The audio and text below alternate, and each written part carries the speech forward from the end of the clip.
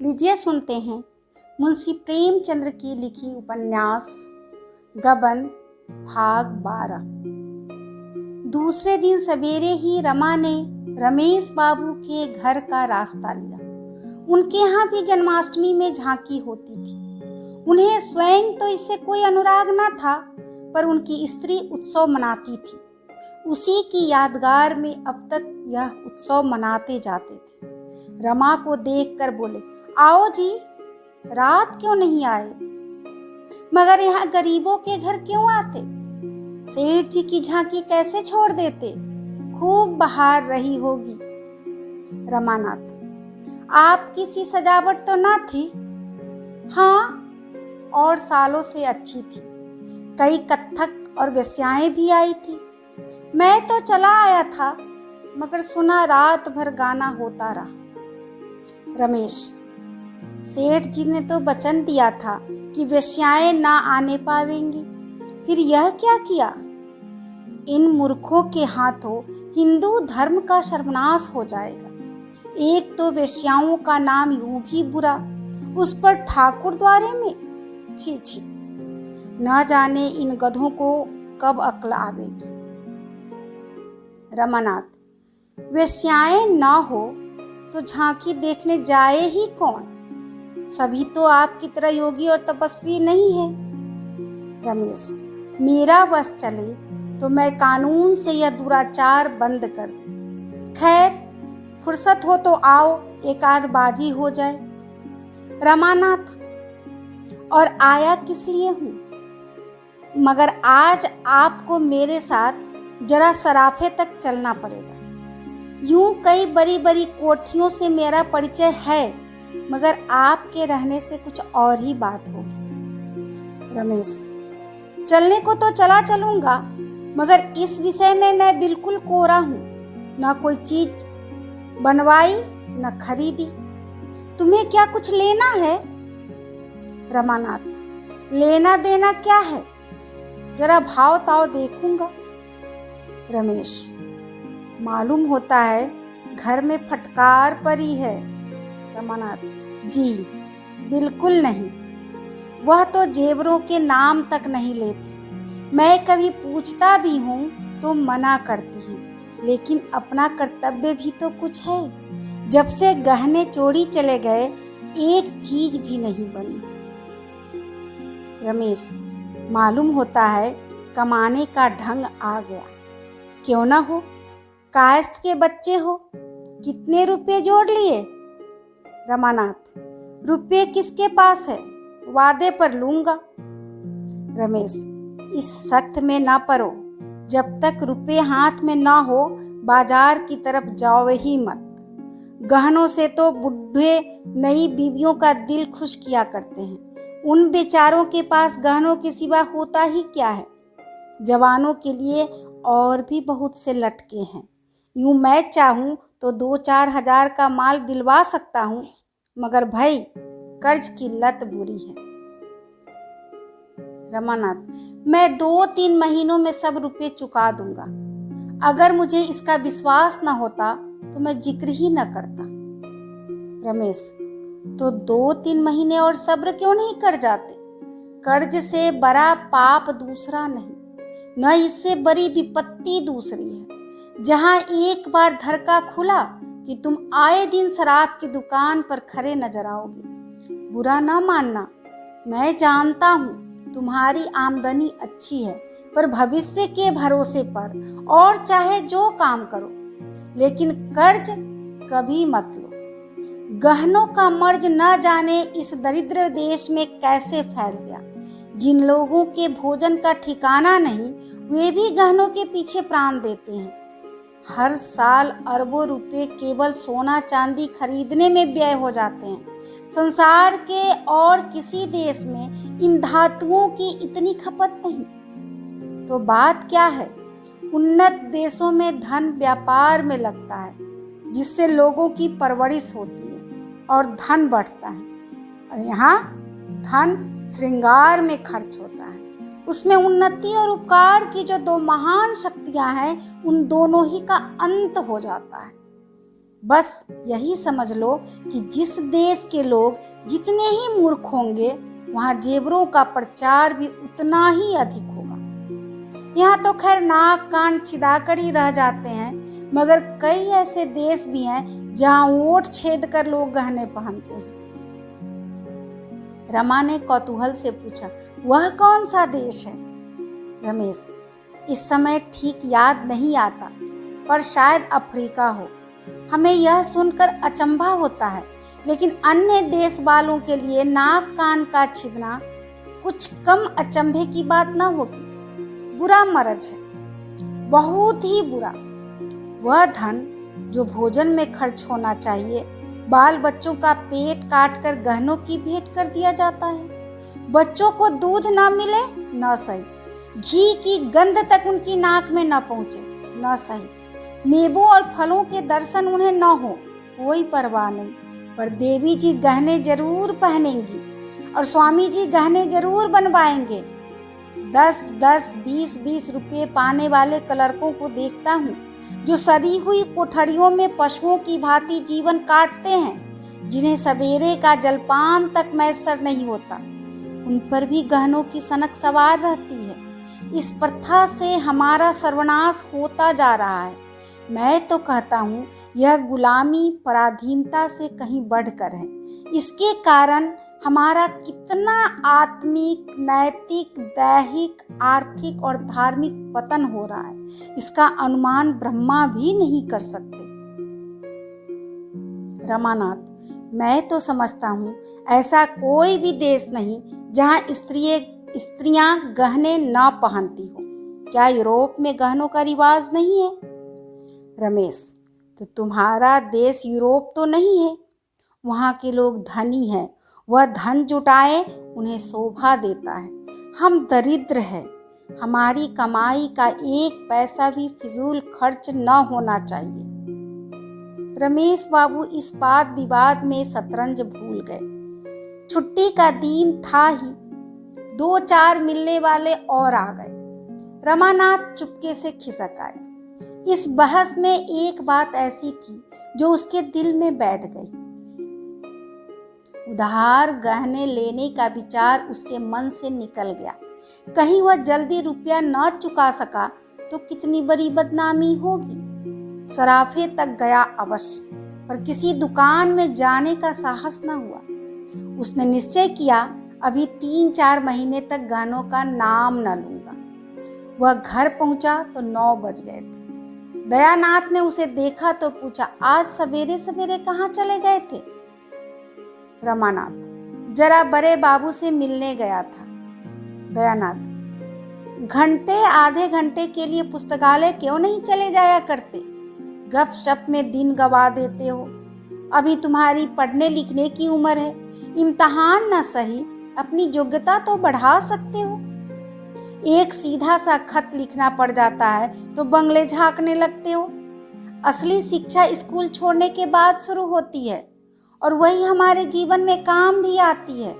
मैंने तुम्हारे विषय में कुछ ऐसी बातें सुनी है जिनसे मुझे बहुत खेद हुआ है, और तुम्हें समझा देना मैं अपना धर्म समझता हूँ। मैं यह हरगिज नहीं चाहता कि मेरे घर में हराम की एक कौड़ी भी आए। मुझे नौकरी करते 30 साल हो गए। चाहता तो अब तक हजारों रुपए जमा कर लेता, लेकिन मैं कसम खाता हूँ कि कभी एक पैसा भी हराम का नहीं लिया। तुम में यह आदत कहाँ से आ गई, यह मेरी समझ में नहीं आता। रमा ने बनावटी क्रोध दिखाकर कहा, किसने आपसे कहा है? जरा उसका नाम तो बताइए, मूछें उखाड़ लो उसकी। दयानंद, किसी ने भी कहा हो, इससे तुम्हें क्या मतलब नहीं। तुम उसकी मूछें उखाड़ लोगे इसलिए बताऊंगा नहीं, लेकिन बात सच है या झूठ, मैं इतना ही पूछना चाहता हूँ। रमानाथ, बिल्कुल झूठ। दयानाथ, बिल्कुल झूठ। रमानाथ, जी हाँ, बिल्कुल झूठ। दयानाथ, तुम दस्तूरी नहीं लेते? रमानाथ, दस्तूरी रिश्वत नहीं है, सभी लेते हैं और खुल्लम खुल्ला लेते हैं। लोग बिना मांगे आप ही आप देते हैं, मैं किसी से मांगने नहीं जाता। दयानाथ, सभी खुल्लम खुल्ला लेते हैं और लोग बिना मांगे देते हैं, इससे तो रिश्वत की बुराई कम नहीं हो जाती। रमानाथ, दस्तूरी को बंद कर देना मेरे वश की बात नहीं। मैं खुद ना लूं, लेकिन चपरासी और मुहर्रिर का हाथ तो नहीं पकड़ सकता। 8-8, 9-9 पाने वाले नौकर अगर न ले तो उनका काम ही नहीं चल सकता। मैं खुद ना लूं पर उन्हें नहीं रोक सकता। दयानाथ ने उदासीन भाव से कहा, मैंने समझा दिया, मानने का अख्तियार तुम्हें है। यह कहते हुए दयानाथ दफ्तर चले गए। रमा के मन में आया, साफ कह दे, आपने निस्पृह बनकर क्या कर लिया जो मुझे दोष दे रहे हैं। हमेशा पैसे पैसे को मुहताज रहे, लड़कों को पढ़ा तक न सके, जूते कपड़े तक न पहना सके। यह डिंग मारना तब शोभा देता जबकि नीयत भी साफ रहती और जीवन भी सुख से कटता। रमा घर में गया तो माता ने पूछा, आज कहाँ चले गए बेटा? तुम्हारे बाबूजी इसी पर बिगड़ रहे थे। रमानाथ, इस पर तो नहीं बिगड़ रहे थे, हाँ उपदेश दे रहे थे कि दस्तूरी मत लिया करो, इससे आत्मा दुर्बल होती है और बदनामी होती है। जागेश्वरी, तुमने कहा नहीं? आपने बड़ी ईमानदारी की तो कौन से झंडे गाड़ दिए, सारी जिंदगी पेट पालते रहे। रमानाथ, कहना तो चाहता था पर चिढ़ जाते। जैसे आप कौड़ी कौड़ी को मोहताज रहे, वैसे मुझे भी बनाना चाहते हैं। आपको लेने का शऊर तो है नहीं। जब देखा कि यहाँ दाल नहीं गलती तो भगत बन गए। यहाँ ऐसे घोघा बसंत नहीं है, बनियों से रुपये ऐंठने के लिए अकल चाहिए, दिल लगी नहीं है। जहाँ किसी ने भगतपन किया और मैं समझ गया बुद्धू है, लेने की तमीज नहीं। क्या करे बेचारा, किसी तरह आंसू तो पोछे। जागेश्वरी, बस बस यही बात है बेटा, जिसे लेना आवेगा वह जरूर लेगा। इन्हें तो बस घर में कानून बघारना आता है और किसी के सामने बात तो मुंह से निकलती नहीं, रुपये निकाल लेना तो मुश्किल है। रमा दफ्तर जाते समय ऊपर कपड़े पहनने गया तो जालपा ने उसे 3 लिफाफे डाक में छोड़ने के लिए दिए। इस वक्त उसने तीनों लिफाफे जेब में डाल लिए, लेकिन रास्ते में उन्हें खोलकर चिट्ठियां पढ़ने लगा। चिट्ठियां क्या थी? विपत्ति और वेदना का करुण विलाप था जो उसने अपनी तीनों सहेलियों को सुनाया था। तीनों का विषय एक ही था, केवल भावों का अंतर था। जिंदगी पहाड़ हो गई है, न रात को नींद आती है न दिन को आराम। पतिदेव को प्रसन्न करने के लिए कभी कभी हंस बोल लेती हूँ, पर दिल हमेशा रोया करता है। न किसी के घर जाती हूँ न किसी को मुंह दिखाती हूँ। ऐसा जान पड़ता है कि यह शोक मेरी जान ही लेकर छोड़ेगा। मुझसे वादे तो रोज किए जाते हैं, रुपये जमा हो रहे हैं, सुनार ठीक किया जा रहा है, डिजाइन तय किया जा रहा है, पर यह सब धोखा है और कुछ नहीं। रमा ने तीनों चिट्ठियां जेब में रख ली। डाकखाना सामने से निकल गया पर उसने उन्हें छोड़ा नहीं। यह अभी तक यही समझती है कि मैं इसे धोखा दे रहा हूँ। क्या करूं? कैसे विश्वास दिलाऊं? अगर अपना वश होता तो इसी वक्त आभूषणों के टोकरे भर भर जालपा के सामने रख देता। उसे किसी बड़े शराब की दुकान पर ले जाकर कहता, तुम्हें जो जो चीजें लेनी हो ले लो। इतनी अपार वेदना है जिसने विश्वास का भी अपहरण कर लिया है। उसको आज उस चोट का सच्चा अनुभव हुआ जो उसने झूठी मर्यादा की रक्षा में उसे पहुंचाई थी। अगर वह जानता इस अभिनय का यह फल होगा तो कदाचित अपनी डींगों का पर्दा खोल देता। क्या ऐसी दशा में भी जब जालपा इस शोक ताप से फूकी जा रही थी, रमा को कर्ज लेने में संकोच करने की जगह थी?